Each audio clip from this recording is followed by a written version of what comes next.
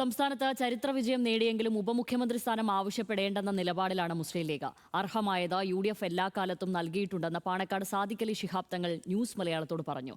ലീഗിന് ഇത്തവണയും 5 മന്ത്രിമാർ തന്നെയാകും ഉണ്ടാവുകയെന്നാണ് സൂചന. PK കുഞ്ഞാലിക്കുട്ടി മന്ത്രിസ്ഥാനം ഉറപ്പിച്ചെങ്കിലും മറ്റു 4 പേരുടെ കാര്യത്തിൽ 2 ദിവസത്തിനകം തീരുമാനമുണ്ടാകും. മത്സരിച്ച 27 പേരിൽ 22 പേരും വിജയിച്ച ചരിത്രത്തിലെ ഏറ്റവും വലിയ നേട്ടമാണ് മുസ്ലിം ലീഗിന് ഉണ്ടായിട്ടുള്ളത്. MLA-മാരുടെ എണ്ണത്തിൽ വർധനവുണ്ടായിട്ടുണ്ടെങ്കിലും അതിനനുസരിച്ച് മന്ത്രിമാരുടെ എണ്ണത്തിൽ വർധന വേണ്ടെന്നാണ് ലീഗ് നിലപാട്. 2011-ലെ ഉമ്മൻചാണ്ടി സർക്കാരിൽ ഉണ്ടായിരുന്നതുപോലെ 5 മന്ത്രിമാർ തന്നെയാകും ഇത്തവണയും ലീഗിന് ഉണ്ടാവുക. എന്നാൽ 6ാം മന്ത്രിസ്ഥാനം ആവശ്യപ്പെടണമെന്ന് ഒരു വിഭാഗം താൽപര്യപ്പെടുന്നുണ്ട്. കോൺഗ്രസിനെ പ്രതിസന്ധിയിലാക്കുന്ന ഒരാവശ്യവും മുന്നോട്ട് വെക്കേണ്ടെന്നാണ് ലീഗ് നേതൃത്വത്തിന്റെ നിലപാട്. ഉപമുഖ്യമന്ത്രി സ്ഥാനം ആവശ്യപ്പെടില്ലെന്ന് ലീഗ് അധ്യക്ഷൻ പാണക്കാട് സാദിഖ് അലി ശിഹാബ് തങ്ങൾ വ്യക്തമാക്കുന്നു. UDF ശക്തമായ ഒരു മുന്നേറ്റം നടത്തി.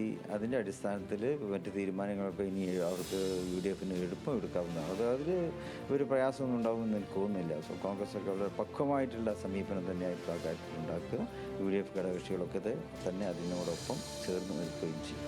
ചരിത്ര ഭൂരിപക്ഷം നേടി വിജയിച്ച മുതിർന്ന നേതാവ് PK കുഞ്ഞാലിക്കുട്ടി മാത്രമാണ് ലീഗിൽ മന്ത്രിസ്ഥാനം ഉറപ്പിച്ച നേതാവ്. ഏറനാട് നിന്നും വിജയിച്ച PK ബഷീർ, മണ്ണാർക്കാട് നിന്നുള്ള N ഷംസുദ്ദീൻ, കോട്ടക്കലിൽ നിന്നും ജയിച്ച ആബിദ് ഹുസൈൻ തങ്ങൾ എന്നിവരെ പരിഗണിക്കുന്നു. കോഴിക്കോട് നിന്നും ലീഗിലെ 6 പേരാണ് ജയിച്ചത്.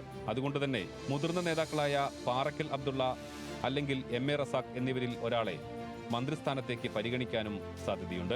യുവനേതാക്കളിൽ ഒരാളെ പരിഗണിക്കണം എന്ന അഭിപ്രായം ഉയർന്നാൽ youth league general secretary PK Firoz, മഞ്ചേശ്വരത്ത് നിന്നും വിജയിച്ച AKM അഷറഫ് എന്നിവരിൽ ഒരാളെ പരിഗണിച്ചേക്കാം. ഇതിനു പുറമെ വടക്കൻ മേഖലയ്ക്ക് പുറത്ത് ജയിച്ച കളമശ്ശേരിയിലെ VE അബ്ദുൽ ഗഫൂറിന് മന്ത്രിസ്ഥാനം നൽകണമെന്ന ആവശ്യവും ഉയരുന്നുണ്ട്. ന്യൂസ് മലയാളം, കോഴിക്കോട്.